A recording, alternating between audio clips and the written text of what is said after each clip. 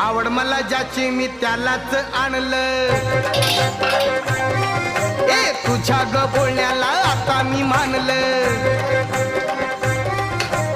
आवड मला ज्याची मी त्यालाच आणलं. तुझ्या ग बोलण्याला आता मी मानलं.